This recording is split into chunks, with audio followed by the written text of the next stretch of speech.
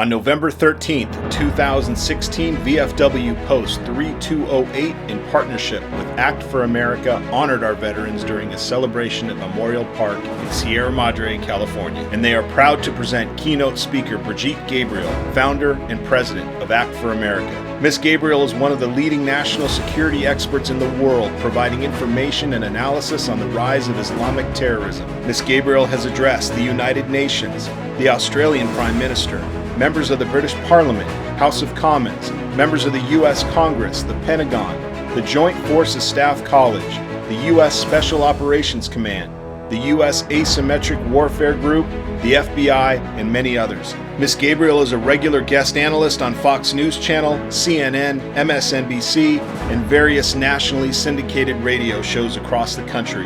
October of 2016, she was officially knighted into the International Knights of Malta at the Palace of the Grand Master of the Knights of St. John of Jerusalem in Rhode Island, Greece, for her international work on fighting terrorism and standing up for Western Judeo-Christian values. She is the author of New York Times best-selling books Because They Hate and They Must Be Stopped. Ms. Gabriel has been recognized as one of the top 50 most prominent speakers in America. She speaks Arabic, French, English, and Hebrew. Brigitte Gabriel's topic in her keynote speech and her experience are consistent with the VFW Congressional Charter, which states as several of its purposes to maintain true allegiance to the government of the United States and fidelity to its Constitution and laws, to foster true patriotism, to maintain and extend the institutions of American freedom, to preserve and defend the United States from all its enemies. Consistent with the VFW Charter, and to educate the public on the current state of war in which we are engaged and in which we send our young men and women into daily. Ladies and gentlemen, VFW Post 3208, in partnership with Act for America, proudly presents Brigitte Gabriel.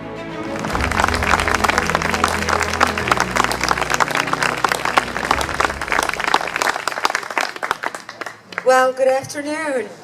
Good afternoon. I am so honored to be here with you today, and I'm going to try to look from around the flag so I can see everybody. Is there any chance we can move this flag closer to me so I can see everybody sitting here in the audience? That would be great. Especially our World War II veterans sitting over there. It is such an honor to be here. I feel I am standing on holy grounds, being in the presence of such amazing heroes. I'm going to try to hold my tears back as I address you, because it is so touching to be standing amongst the best of what America has to offer, the greatest generation. It's because of you we have the freedoms that we have to be able to sit together here today and enjoy our freedoms and enjoy our country and enjoy this liberty that we have that makes us so special and different than any other nation on earth. I have a special appreciation for America because I wasn't born here. I had to escape tyranny to come to the United States. I was born and raised in Lebanon, which used to be the only majority Christian country in the Middle East. Unfortunately, my country of birth fell into war in the mid-70s, in a war that tore it apart because of the rise of Islamic radicalism and Islamic population in the country, which used to be the only majority Christian country in the Middle East. My 9/11 happened to me in 1975, when radical Islamists blew up my home, bringing it down, burying me under the rubble wounded as they shouted, Allahu Akbar. I ended up in a hospital for 2.5 months. And as I laid in a hospital bed, hooked up to IVs in both arms, going from one surgery to another, I would ask my father, why did they do this to us? And my father would tell me, because we are Christians, the Muslims consider us infidels and they want to kill us. So I learned since I was a 10-year-old little girl that I am wanted dead simply because I was born into the Christian faith and lived in a Christian town. I ended up leaving the hospital and coming back home, but my home was no longer the home I left. I ended up living in a bomb shelter underground in an 8 by 10 room without electricity, without water, and very little food. To get some food, we would crawl out under the bombs, and we would dig out dandelions and different vegetation that grew around our bomb shelter, because it was the only greenery we had to eat. To get some water, we would crawl to a nearby spring in a ditch because we were surrounded by Islamic snipers shooting at us. And every time before we left the bomb shelter to get some water, we would say our last goodbyes because we did not know if we're going to come back alive or dead just to get a drink of water. And this became my existence. I lived in that bomb shelter for 7 years of my life, from the age of 10 till the age of 17, robbed of my youth. When we went into the bomb shelter, my father would say, we thought it was only going to be a 2-week ordeal. And my father would say, well, all the big Christian nations of the world are going to come see what's happening to the Christians in Lebanon. And they're going to come save us. America's going to come. Britain is going to come. Australia's going to come. France is going to come. Canada's going to come. And we waited and we waited. And the world was just apathetic and forgot about us. I remember at the age of 13 years old, putting on my Sunday best, my Easter dress, waiting to be slaughtered. Because I knew that when they come to slaughter me, there would be no one to bury me. We knew we were going to be attacked that night. And I remember my parents saying to me, when they come to slaughter us tonight, we will create a distraction. We just want you to run away towards the Israeli border and never look back. You see, we lived 5 kilometers from the Israeli border. And we knew if we run to Israel and we beg for help, the Jews are not going to kill us because we had more shared values with them than we had with the Muslims. Thank God I did not have to make that decision that night. Because that's the night when Israel came in physically into Lebanon and established the security zone in southern Lebanon and set up artillery bases on the hills surrounding our town to protect us. And that's how we stayed alive for another 5 years until 1982, when Israel invaded Lebanon, working with the Christians in Lebanon, helping the Christians take back their democracy and kick out the radical Islamic element that had taken control of the country at that time.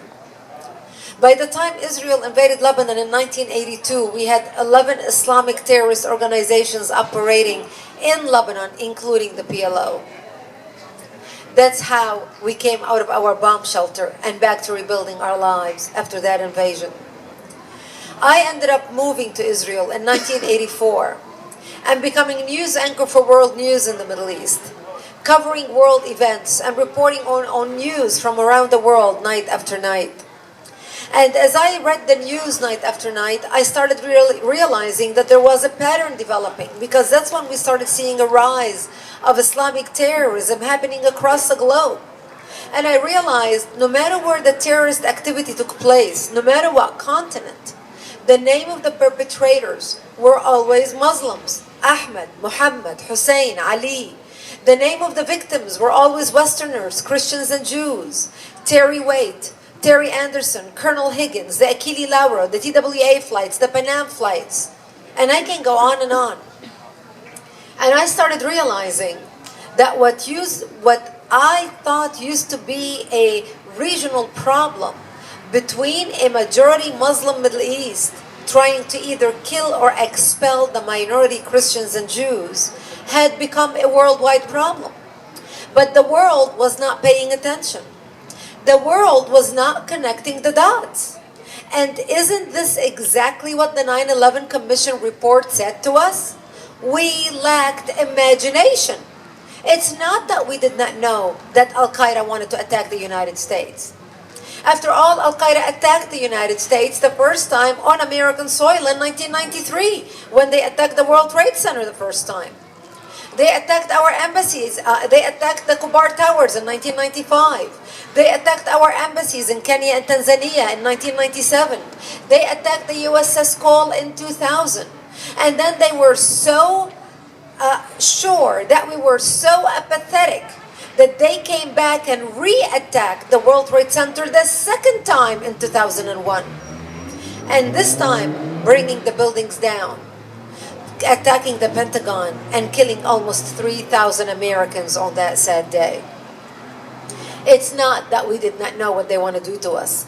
After all, we have never been faced with an enemy that tells us exactly what they want to do, why they hate us, how they hate us, what they're going to do to us, how they're going to kill us. They not only tell us about it, they issue press releases about it. They write about it on the internet for the world to see. They even record video message about it and send it to Al Jazeera television to air worldwide.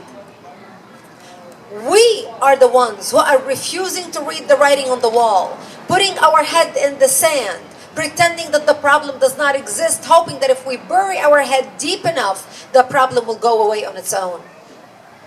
But it's not. You see, radical Islam has declared war on America under different administrations for the last decades, 40 years. It didn't matter what type of president we had in the White House. Radical Islam was on the march starting in the 70s. America was attacked under the Carter administration in 1979 with the hostages in Iran. He was a Democrat. America was attacked again under George Bush Sr. administration with the blowing up of the Marines in Lebanon in 1983. America was attacked again under the Bush Sr. administration. America was attacked again under the Clinton administration. It was actually under President Clinton that the World Trade Center was bombed the first time. It was also under President Clinton that the Taliban trained 10,000 Al-Qaeda members in Afghanistan. Now, these people were not being trained for entertainment. They were being trained to attack the United States of America. At that time, George Bush Jr. and Dick Cheney were not even a blurb on the political American landscape. And then, of course, they attacked America again in 2001 under George Bush Jr. And people thought if we just elect President Obama, all our sins are going to be forgiven. The whole world is going to come together and sing Kumbaya. But obviously that didn't happen. Because 2 days after President Obama became president, Al-Qaeda issued a press release saying, we continue our jihad against the United States, regardless of who lives in the White House. And here we are, 8 years later, and we just elected another president, a Republican this time. Do you think the Muslim world is going to forget about us and go about its own way? Of course not. They are on the march. This is why the national security issue is an American issue. It's not a Republican issue. It's not a Democratic issue. It's not a libertarian issue. It's an American issue. And this is why this issue should be the unifier for all Americans to come together and do whatever we have to do to protect the country. So what gave the Islamists this surge? What made them all of a sudden explode on the world stage, starting in the 80s? You see, 2 things happened in the last century in the Middle East that gave the Muslims the money and the power to explode worldwide.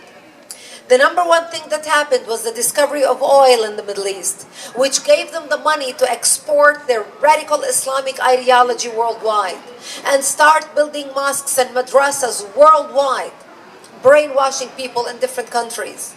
And the number 2 thing that happened was Ayatollah Khomeini coming to power in 1979. That gave the Islamists the spiritual covering. So now they have the money, and they also have the spiritual covering, and they exploded worldwide in the 80s. And that's why we started seeing, from starting in the 80s, all these terrorist attacks happening worldwide. They were very well financed, very well organized, and they were on a mission.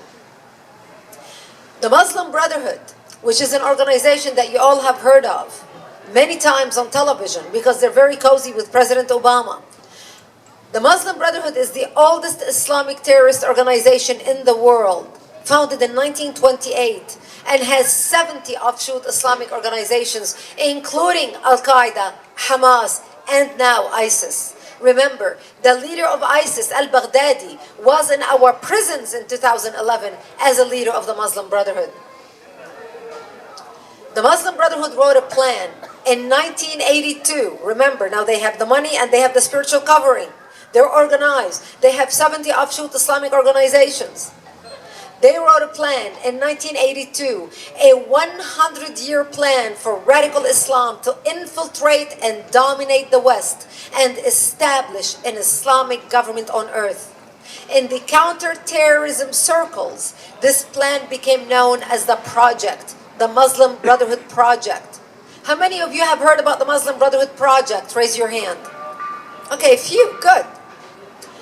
The Muslim Brotherhood Project is very unique because it gives tactics and proposals as to how to infiltrate the West, how to use our laws against us, how to use our open-mindedness against us. They talk about how to use buzzwords in order to disarm Westerners to advance the radical Islamic agenda in the West. Those words are dialogue, multiculturalism, diversity, interfaith. They say that you use those words and Westerners will be lapping from the palm of your hand like dogs. You will disarm them because that's all they want to hear.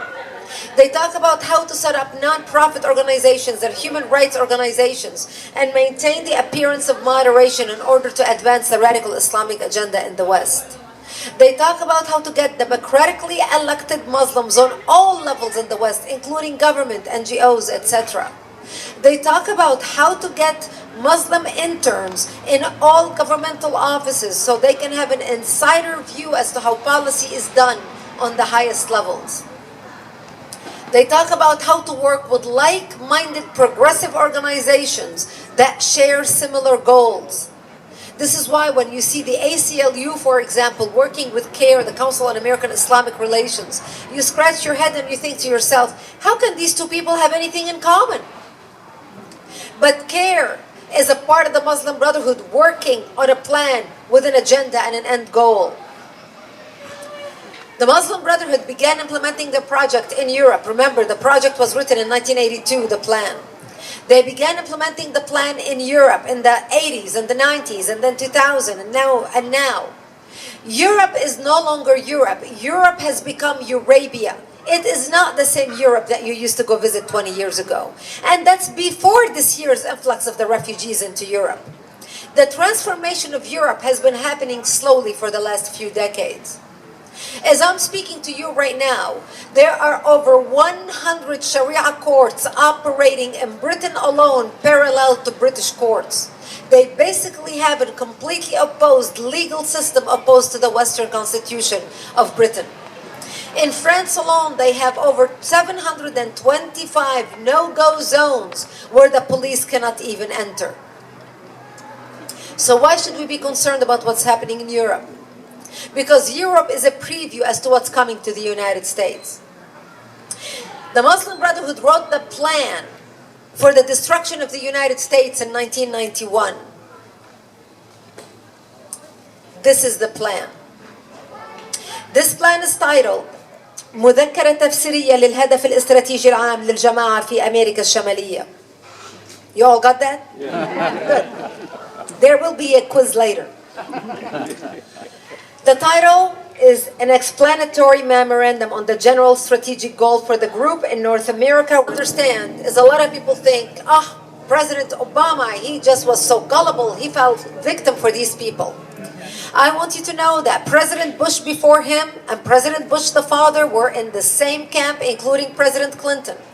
That the Islamists had a strategy and they targeted and befriended our presidents, starting with George Bush, starting with Clinton, with his father before him. Actually, Al-Aryan, Sami Al-Aryan, and Al-Amoudi, actually, I'll start with Al-Amoudi. Al-Amoudi was an Al-Qaeda agent in the United States. He was a VIP guest to the White House under the Clinton administration and the Bush administration, and his picture with both presidents is plastered everywhere on multiple occasions. So this did not start with President Obama. President Bush is the one who instituted the Muslim Initiative Program after 9/11 because he wanted to make sure we work with the Muslim community in the United States and started hiring them in sensitive positions in the government. Because our enemy is so determined and so calculating, they have gone after us while we were asleep. Like I mentioned, this plan was written in 1991, 10 years prior to September 11th. And at this point, I want to focus a little bit on education because it's important for you to understand how we are losing our society. What is happening to our new generation? That they have no respect to our military, no respect for our government, no respect for the rule of law, no respect for our veterans. You need to understand where that's coming from. Because you laid your life on the line and dedicated your life to serving our nation. You need to understand what's happening right now in our country. And here's how they started changing the future. You know, the best way to change a country is change the future through education. So they started pumping millions of dollars into our universities, setting up Middle East study departments and political science departments, and appointing Arab professors who are anti-Israel and anti-America to teach them that Israel is evil, America is bad, and the Islamic world is the underdog and the oppressed. Here is the extent of the money that has flown from the Middle East into our universities, starting in the 90s, early 1990s. $20 million donated to the University of Arkansas from the King of Saudi Arabia. $22 million donated to Harvard University from two Saudi sheikhs linked to Al-Qaeda. $28.1 million donated to Georgetown University. From Sheikh Bandar bin Talal, the man who tried to give Giuliani $10 million after September 11th, remember? And Giuliani told him, you can tuck it where the sun doesn't shine, remember that? $5 million donated to MIT, $1.5 million to Texas A&M, $5 million to Rutgers University, $5 million to Columbia University, UC Santa Barbara, Johns Hopkins University, Duke University, American University, UCLA, Howard University. You get the idea. From the Ivy League to the community colleges and everything in between, we pump the gas and they pump poison into the hearts and minds of our future generations. People ask me all the time, Brigitte, why is the media so biased? I tell them, why are you surprised? Because for the last 20 years, all these elite students who have been graduating out of our universities, who have been fed a steady diet of hate and resentment against America and against Israel, are today the news anchors, the news writers, the reporters, the newspaper publishers, the foreign policy makers, the foreign policy shapers. That's the problem we are facing today. The problem worked, the strategy worked so well on college campus that the Islamists decided, why don't we start with middle and high schoolers? This way, by the time they are 18 years old, they vote, and we have them in the palm of our hands. So the Islam Project was launched in California in 1991, where they started educating children about Islam. They started with a 3-week course about Islam taught in public schools, where students had to adopt Islamic names, memorize and recite verses from the Quran, go fast for 1 day for Ramadan to experience what it's like to be a Muslim, and go on a field trip to a mosque for a day to experience what it's like to be a Muslim.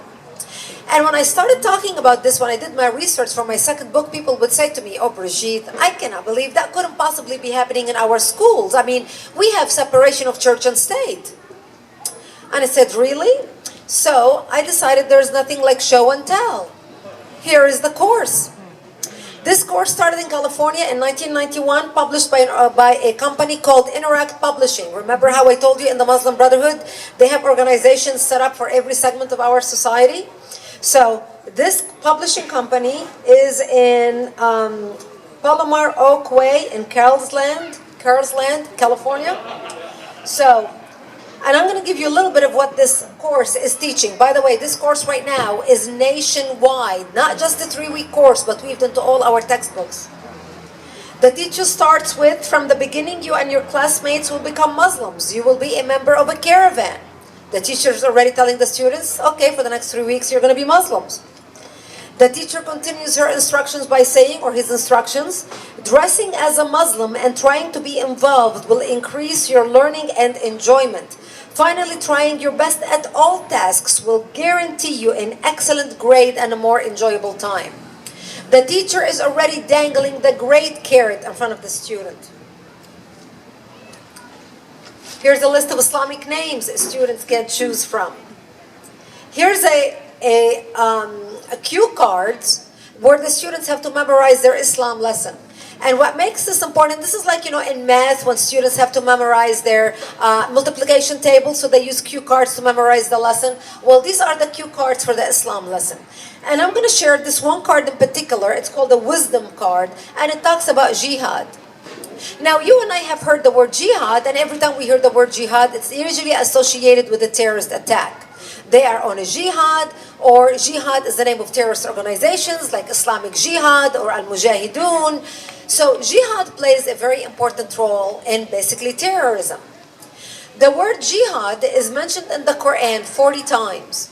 36 times out of 40 as a holy war against the infidels to either kill them or subjugate them. But here's what little Michael and Sarah are studying in our public schools about jihad. A jihad is a struggle by Muslims against oppression, invasion, and injustice. If this sounds familiar to you, it is because these are the talking points of Al-Qaeda and our enemies. Every time Al-Qaeda issues a press release against America, why do they say they're fighting us? They're fighting against oppression. They're fighting against injustice. They're fighting against invasion. Anytime you hear a Palestinian suicide bomber trying to blow himself up, or any guy trying to blow himself up in Iraq or Afghanistan or anywhere, and they record their last video, what do they say they're blowing themselves up for? I am fighting injustice. I am a freedom fighter fighting oppression. So what we have right now is our students studying the talking points of our enemies paid for by our tax dollars in our public schools in the name of multiculturalism and diversity. This is not what you all laid your life on the line for. You wonder why our students are now resentful against our military. They have no respect for our military. Look down on our military. This started 25 years ago. 25 years ago. So the students for the last 25 years, who are now 30 plus, have been studying this type of nonsense in public schools and even private schools, because the books are approved by the State Board of Education. This is why, when they look at our military coming now from whatever the military is serving, trying to protect people or spread freedom and justice, this is why they look at them and they say, well, of course they hate you guys. They can't stand you because you, our military, are basically the aggressors. All these people are doing are just standing up for injustice. You are the guys who are invading them. You are the guys who are occupying them. And that's how they're turning our own people against us, our own people. You know, Hitler said a very important word. He said, give me the children, I will change society in 10 years. And that's exactly what he did. Today, we are seeing the same thing happen in America. The same pattern. We are already here. You've heard the expression, never again. The Jews say, never again. Never again is happening now. At least in World War II, there was America who went to defend the world and free the world. America led the world in freedom. And you led the fight. And you stood on the front lines. Who's going to come defend America today? We are the superpower of the world. It starts with us and it ends with us. We are the people who need to stand up and defend not only our nation, but also the rest of the world, starting with our nation, because that's the most important place on earth, right here. Right now, we are under attack. We are under attack in a stealth way. This is how they are able to do what they are doing in our country. You know, they say, how can you boil a frog? You've heard the theories about boiling a frog. If you want to boil a frog, throw him in cold water and then turn on the fire. Because if you throw the frog in boiling water, he jumps out. But if you want to cook the frog, put him in cold water and turn on the fire. And as the water heats up slowly, the frog can't even tell. And by the time the frog realizes that he's being cooked, it's already too late. He's dying. That's what's happening right now to our country. And this is why I started Act for America. Because I escaped tyranny and came here. Where else am I going to run? I crossed oceans to come to America. Where else am I going to go? This is it right here. September 11th was a defining moment for America. It changed our lives. We all did the same thing. We watched television. We cried. We felt frustrated and sad as we watched the images of the World Trade Center come down again and again. We could not believe people could hate us so much that they would use human airliners as human missiles and fly them into skyscrapers. September 11th was a defining moment for me. My daughters came home from school that day. My youngest daughter was around my age when I was wounded in a hospital in Lebanon. And she was watching television with me, and she said, "Mommy, why did they do this to us?" And I found myself looking into my daughter's eyes and saying to her, they hate us because they consider us infidels and they want to kill us. I had to repeat to my daughter exactly what my daddy said to me back in Lebanon when I was her age. Here we were, 2 generations apart. I was a young Lebanese girl, she's a young American girl. I spoke Arabic, she speaks English. 8,000 miles away, 30 years apart, 2 continents apart. That day was my defining moment. That's the day I vowed that I will do everything I can to make sure that my daughter will never ever have to look into her child's eyes and repeat to him or to her what my daddy said to me and what I had to say to her. That's the day I was reborn as an activist. I started Act for America because I wanted to inform millions of Americans about the threat of radical Islam to world peace and national security. And I started speaking and traveling. And I'm proud to tell you that today, Act for America is the largest national security grassroots organization in the country with 300,000 members and over 1,000 chapters nationwide with a full-time lobbyist on Capitol Hill. We have helped pass 43 bills in 22 states regarding national security to protect the country. I'm honored to be here with some of our chapter leaders. I know Duncan, who's not listening right now, our chapter leader right here. Who else? Do we have any chapter leaders from Chino Hill? Right there. Thank you. I know we have chapter leaders right here. People like them who decided, I'm going to do my part to protect my country and my community. And if it wasn't for Duncan bringing me to your community, you would not have heard the truth that I just shared with you. So today I'm appealing to you to make today your defining moment. For those of you who served our country once, we are so grateful for your service. This is why we are able to stand here and do what we do. But those of you who have not served yet, the wives and the sisters and the mothers and the daughters and the brothers and the uncles who are sitting in the audience, while they served and laid their life on the line, our veterans, what we can do is serve at home, and it starts right here. So I encourage you to go to actforamerica.org and sign up to get our emails and action alerts so you can be notified with important information like this and bills coming down for a vote. I urge you to attend Duncan's chapter meetings and get more people to come to attend the chapter meeting. And let's do another meeting right here in Sierra Madre next year and have 1,000 people in a room filling the audience. Let's start working on that right now so I can come back in June and have it to many more people than sitting here. And I cannot end my presentation without thanking all of you for being here, and especially our veterans. And I would like to have all our veterans please stand up and be recognized and remain standing after the applause. If you can't stand, I have a message for you. Wow, thank you for your service. Thank you for your service. We are so appreciative. Thank you for your service. I want to thank you from the bottom of my heart for building a nation for me where I can be all I can be as a citizen. I want to thank you for my freedom of speech. I want to thank you for my freedom of religion. I want to thank you for my freedom of expression. I know that every freedom I have is built upon your shoulders and your sacrifice. I want to thank you for every meal you missed serving our country. I want to thank you for every night you slept away from home. I want to thank you for every family occasion you missed so we can celebrate the holidays and be with our families standing here in security and freedom. You are not only my heroes, you are the heroes of millions of Americans who are unable to stand here before you today and thank you. On their behalf, I thank you. You are the millions of people. You are the heroes of millions of people around the globe who wish they had a military like you, who are still living under tyranny.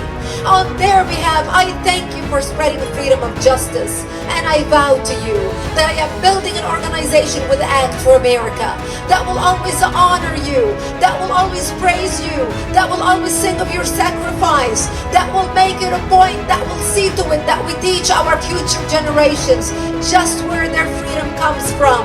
Thank you so much for being here today and for your service.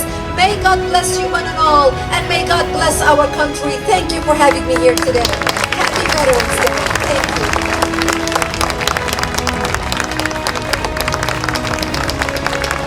Before all of you old veterans go, I want to have my picture with you. Please honor me before you go into the room. I want to have my picture with you.